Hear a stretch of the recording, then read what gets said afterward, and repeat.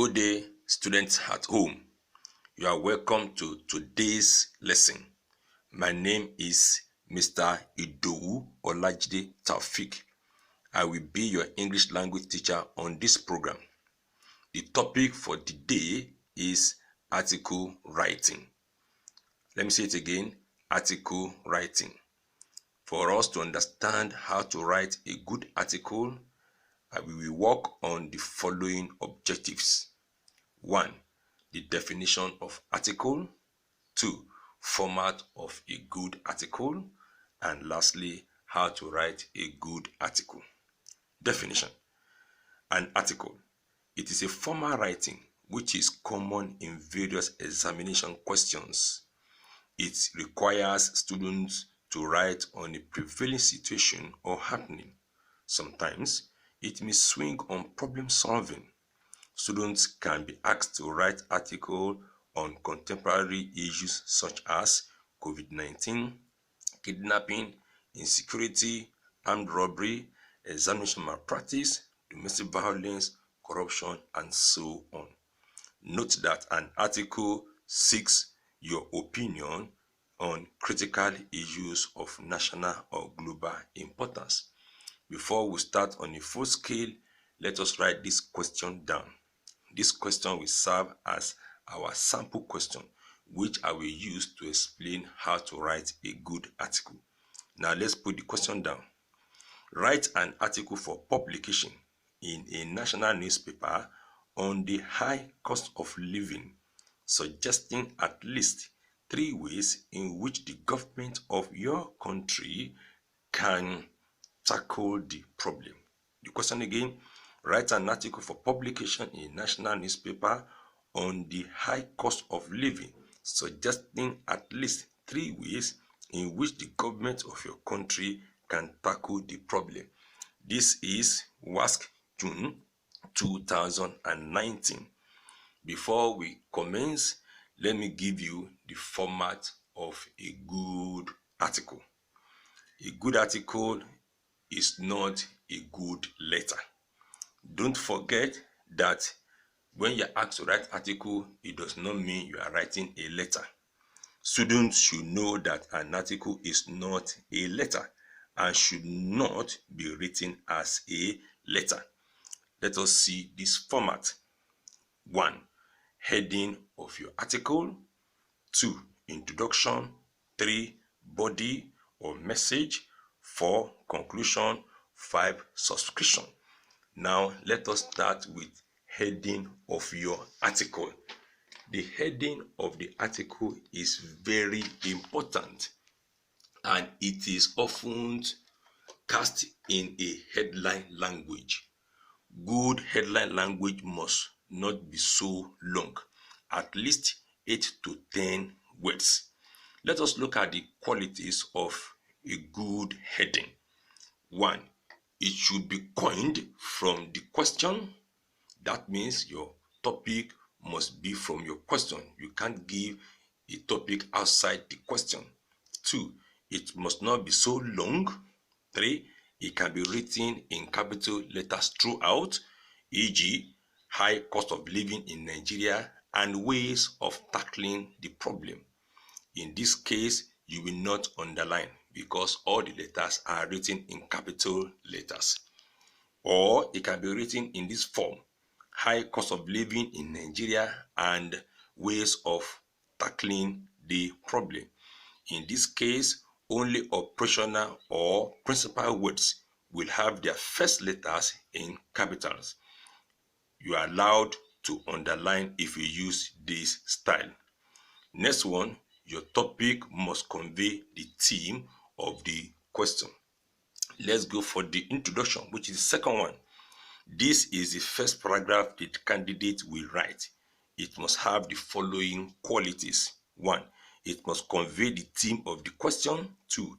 It must be able to arouse the interest of the reader. 3. It must be brief, not more than 5 to 6 lines. 4. It must be interesting. 5. It must be captivating.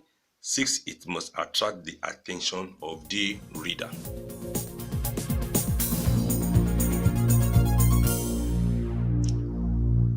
next aspect is the body of your essay, which we can call the message or messages you are willing to pass to your readers. The body of your essay is the major aspect of that particular article.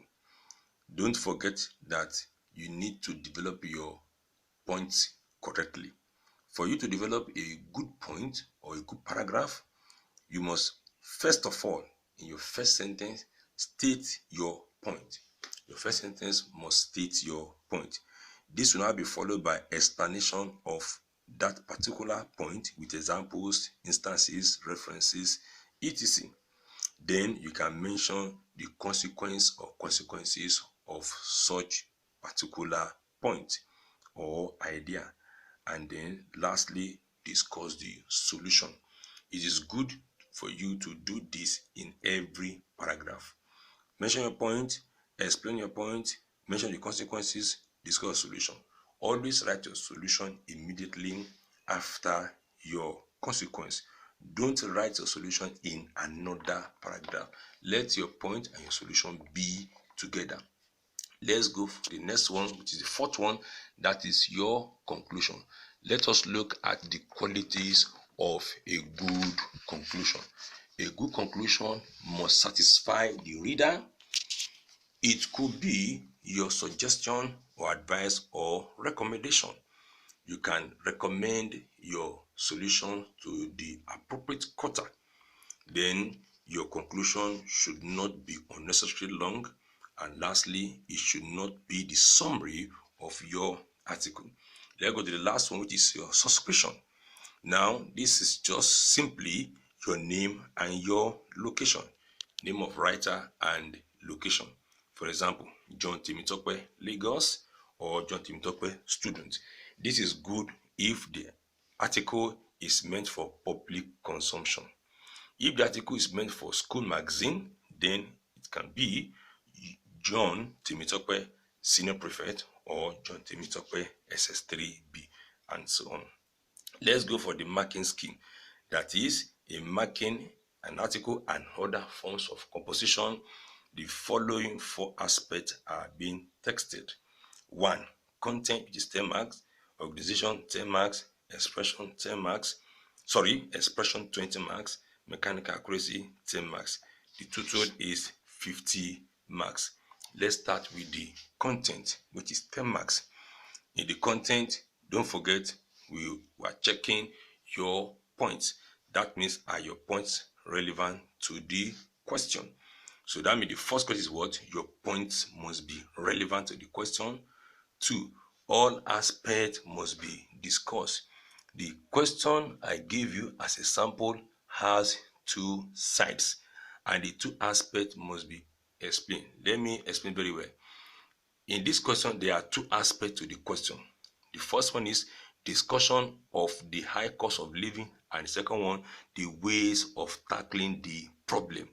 You must write the 2 aspects for you to have good marks. But where your question is just one-sided, then you don't have any challenge. Next, your point must be convincing enough. And don't forget, do not write less than 3 points. You can write 3 to 4 points. Now, organization, this also 10 marks because this is an article. Therefore, it is not a letter. So there must be no address or addresses. If you include address here, your mark will go down. Actually, under organization, you'll be marked under 6 in this place, and you will not get more than 6 marks.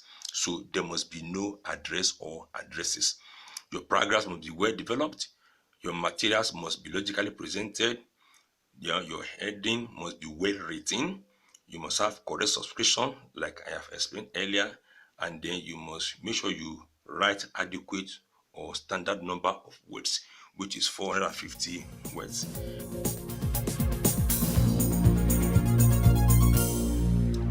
Students, you are welcome to the last part of today's topic, and I will teach you now what we call expression.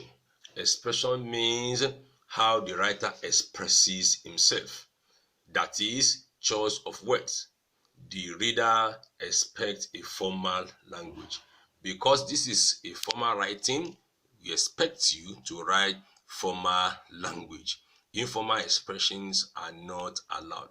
Now, for you to write a good or a formal language or expression, please avoid the following.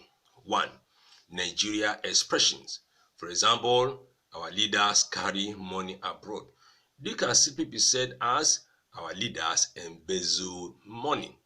Pidgin, and they go home. Please, this is not a style in English language. We don't allow you to write pidgin at all. Slangs. This is very common because our students are exposed to media outfits, they're exposed to social media and other aspects. And that's why most of them are fond of using slangs. Please don't ever use slangs in any of your formal writing, especially article writing. For example, dude, yeah, hi, all these are not allowed. Colloquialism, e.g., end, gonna, etc. We don't allow you to use colloquialism in article writing. Abbreviation, please don't write your school as SCH or television as TV or library as LIB, etc. Write your words in full. Next one, acronym. NLSC, NTA, NPA, etc. These are acronyms. For example, NTA means National Television Authority. Please write the names of these institutions in full. Write your NPA as National Port Authority. Contraction, please. Actually, we allow you to use contraction in informal letter, but it's not allowed in any form of formal letter. So don't write can't instead of writing cannot, shouldn't instead of writing should not.